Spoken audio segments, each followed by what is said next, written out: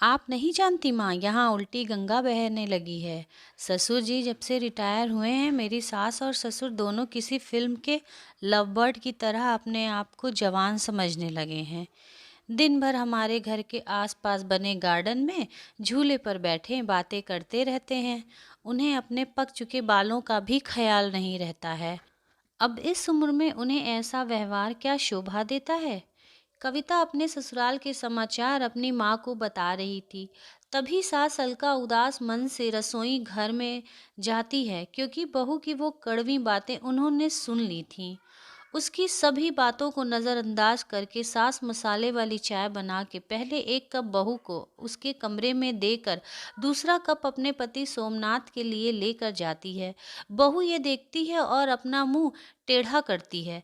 सास ने फिर से एक बार उसकी तरफ दुर्लक्ष किया, क्योंकि ससुर के निर्वत होने के बाद उनका रोज का यही नित्य क्रम बन गया। अब वह किसी की भी परवाह किए बिना रोज अपनी मर्जी के मुताबिक नए नए कपड़े पहनकर गार्डन में अपने पति के साथ बैठकर अपना ज़्यादातर समय बिताती थी।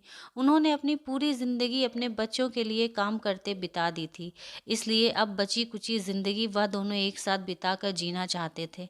आनंद निवास बंगले जैसे 2 मंजिलों का घर पति पत्नी का ये सपना था। उन्होंने बड़ी मेहनत से पूरा किया था। अलका जी ने घर के सामने बड़े प्यार से उस गार्डन को बनाया था और वहाँ पर कई फूलों के पौधे वेलें उगाई थीं। उसके उगाए चंपा, जसवंती, मोगरा, गुलाब ऐसे दर्जनों फूलों की खुशबू से उनका गार्डन हमेशा महकता था।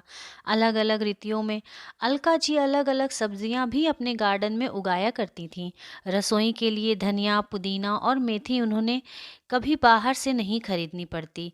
इतने सालों तक कम से कम भाग दौड़ में सोमनाथ जी कभी इस जगह का आनंद नहीं ले पाए थे, लेकिन अब उनका पूरा खाली समय इसी जगह पर बीतता था। दरअसल एक छोटा सा घर वहाँ पर बन सके इसलिए उन्होंने जगह खरीदी थी, लेकिन वह जो अब उन्होंने संभव नहीं लाकर था। दिया अलका था जी को अपने और अब बनाए उस वही गार्डन में झूला एक उनको झूला चाहिए था, एक जो दूसरे के उन्होंने साथ ज़्यादा से ज़्यादा सुखमय समय बिताने का ज़रिया बन गया था।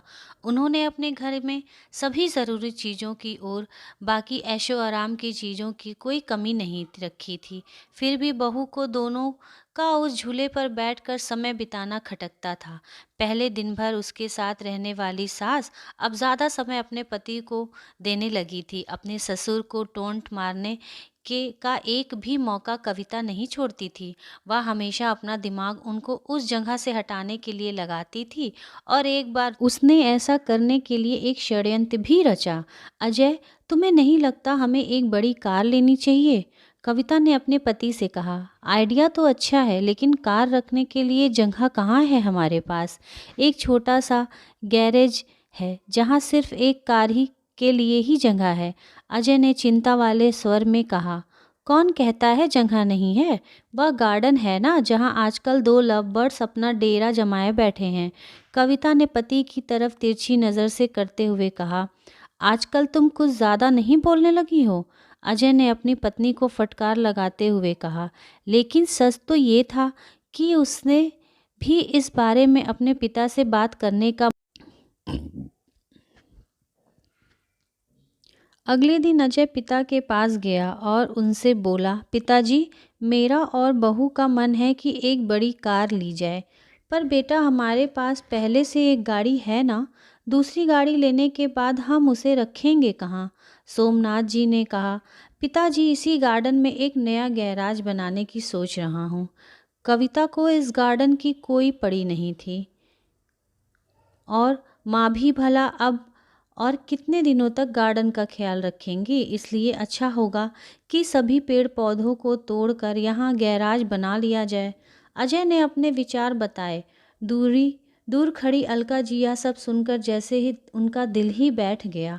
सोमनाथ जी अपना गुस्सा दबाते हुए बोले, मुझे तुम्हारी माँ से पूछना पड़ेगा। मुझे थोड़ा वक्त दो। क्या पिताजी, इसमें क्या मम्मी से पूछना? आप दोनों तो किसी का विचार करते ही नहीं हैं। दिन भर झूले पर बैठे रहते हैं बिना 4 लोगों के बारे में सोचे। अब कविता घर में है, छोटे बच्चे भी हैं घर में और आने जाने वाले लोग भी तो आपको कैसे देखते हैं, आप किसी का विचार करते ही नहीं हैं। अजय थोड़ा चिढ़ते हुए ही बोला। अंदर से कविता की बड़बड़ भी चालू ही थी। सोमनाथ जी कुछ नहीं बोल पाए।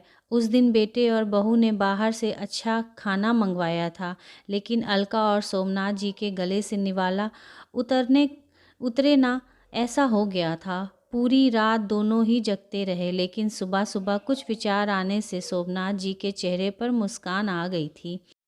सोमनाथ जी खुद रसोई में जाकर चाय बनाकर लाए थे, लेकिन अलका जी इतनी निराश थी कि वह अपने बगीचे में किसी भी पेड़ पौधे को पानी तक डालने नहीं गई। पूरा दिन तो बड़ा नॉर्मल तरीके से गुजर गया था, लेकिन शाम को अजय की आंखें फटी की फटी रह गईं जब उसने घर भाड़े पे देना है का बोर्ड पढ़ा था।